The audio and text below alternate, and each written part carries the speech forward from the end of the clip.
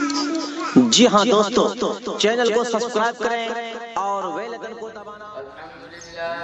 الحمد لله نحمده ونستعينه ونستغفره ونؤمن به ونتوكل عليه ونعوذ بالله من شرور أنفسنا ومن سيئات أعمالنا من يهده الله فلا مضل له ومن يضلله فلا هادي له ونشهد أن لا إله إلا الله وحده لا شريك له ونشهد أن محمدا عبده ورسوله أما بعد أعوذ بالله من الشيطان الرجيم بسم الله الرحمن الرحيم ومن الناس من يشتري لهو الحديث ليضل عن سبيل الله بغير علم ويتخذها هزوا أولئك لهم عذاب مهين وقال النبي صلى الله عليه وسلم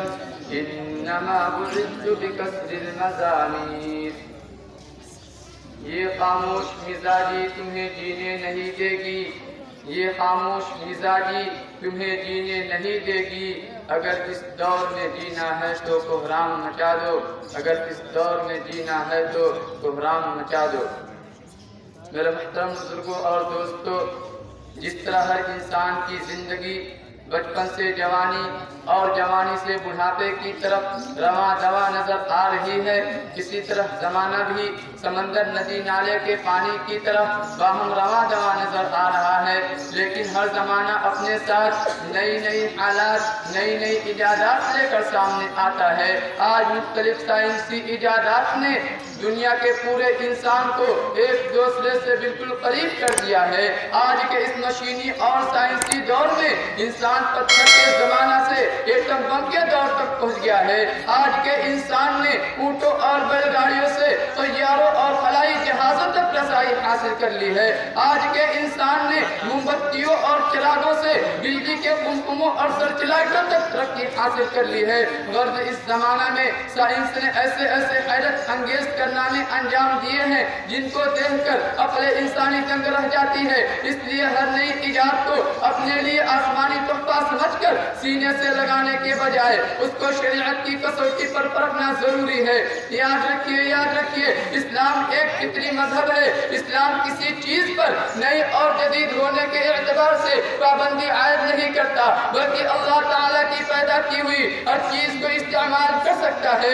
اللہ تعالیٰ اس دنیا میں کسی چیز کو برا اور غلط پیدا نہیں کیا، اس کو غلط استعمال کرنا یہ غلط ہے۔ مثال کے طور پر زبان اچھی چیز ہے مگر اس سے جھوٹ بولنا، کسی کو گالی دینا، کسی پر تہمت لگانا، کسی کے دل کو دکھانا یہ غلط ہے۔ ہاتھ اچھی چیز ہے مگر اس سے کسی کے راستے میں کانٹے بچھانا، کسی کو ناحق مارنا یہ غلط ہے۔ مال و دولت اچھی چیز ہے مگر اس کو غلط جگہ پر خرچ کرنا یہ غلط ہے۔ اسی طرح موبائل بھی اچھی چیز ہے مگر اس سے لوگوں کے دل و دماغ پر، لوگوں کے جذبات و خیالات پر، لوگوں کے مزاجوں کی ڈار پر، لوگوں کے کیریکٹروں پر کیا اثر پڑ رہے ہیں۔ اس کے ذریعے ہمارے نوجوان بچے اور بچیوں کے دلوں سے ایمانی طاقت کو کس طرح سے چھینا جا رہا ہے۔ ہمارے ایک ایک نوجوان بچے اور بچیوں کے دلوں سے اللہ اور اس کے رسول کی محبت کو کس طرح سے نکالا جا رہا ہے۔ آج ہم اس سے بالکل واقف نہیں، ہم سمجھتے ہیں یہ خالی ہیلو ہیلو ہے، مگر یاد رکھیے آج یورپ سے کوئی بھی چیز ایجاد ہو کر ہمارے پاس آ رہی ہے، چاہے وہ ٹی وی کی شکل میں ہو، چاہے وہ موبائل اور کمپیوٹر کی شکل میں ہو، اس کے پیچھے دشمنان اسلام کی ہمارے خلاف کوئی نہ کوئی سازش ضرور ہوتی ہے۔ جب سے یہ موبائل عام ہوئی ہے تب سے ہمارے نوجوان بچے اور بچیاں نہ صرف دین سے کوسوں دور ہوئے ہیں بلکہ 90-95% بچے اور بچیاں عشق و محبت کی مرض میں مبتلا ہوئے ہیں۔ اسی موبائل کے ذریعے آج ہزاروں نہیں بلکہ لاکھوں نوجوان بچے اور بچیاں کی زندگیاں تابناک ہونے کے بجائے دن بدن تاریخ سے تاریخ پر ہوتی نظر آ رہی ہے۔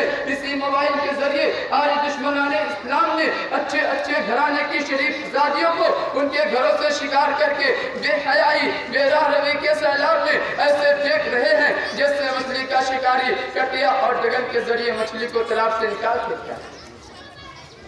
میرے محترم بزرگوں اور دوستو، آج ہمارے نوجوانوں کے لیے سب سے زیادہ جو نقصان دہ چیز ثابت ہو رہی ہے وہ ہے میوزک.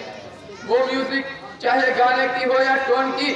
آج دشمنان اسلام نے اس میوزک کے ذریعے ہمارے ایمانی طاقت کو, ایمان کے نور کو اس طرح سے نکال رہے ہیں جیسے سپیرا بین بجا کر سانپ کے زہر کو نکال لیتا ہے. جب سانپ کے زہر کو نکال لیا جاتا ہے تو اسے چھوٹے چھوٹے بچے کھیلتے ہیں, اسے چھوٹے چھوٹے بچے مارتے ہیں, اسے کوئی نہیں ڈرتا. ورنہ جب تک اس کے اندر ران موجود ہوتا ہے کسی کے اندر اتنی ہمت نہیں ہوتی کہ اس کے قریب چلا جائے. اسی طرح جب تک ہمارا ایمان مضبوط تھا کسی کے اندر اتنی ہمت نہیں ہوتی کہ ہم سے آنکھ ملا کر بات کر سکے. ہم 3,000 کے مقابلے میں بھاری ہوا کرتے تھے. ہم 3,000 2 لاکھ رومی فوجوں کو شکست فاش دینے کے لیے کافی ہوا کرتے تھے.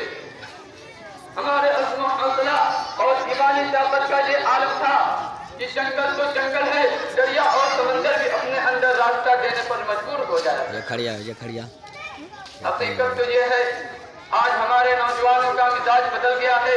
کل تک وہ نوجوان جن کا دل سماعت قرآن سے لطف اندوز ہوا کرتا تھا آج ان کا دل فلمی گانوں اور رنگوں سے لطف اندوز ہوتا نظر آ رہا ہے. کل تک وہ نوجوان جن کی روح کی غذا اللہ کا ذکر قرآن کریم کی تلاوت ہوا کرتی تھی, ان کی روح کی غذا آج میوزک بنتی جا رہی ہے. کل تک وہ نوجوان جن کی زبانیں اللہ کے ذکر سے کر رہا کرتی تھی آج ان کی زبانوں سے بے حیائی کے گانے, بے غیرتی کے نعرے سنائی دیتے ہیں. کل تک وہ نوجوان جن کی بہن بیٹیوں کو لوگوں کے سامنے بے پردہ جانا ناقابل برداشت ہوا کرتا تھا آج وہ اپنے بہن بیٹی ناچتی ہوئی بہن بیٹیوں پر فخر کرتا ہے.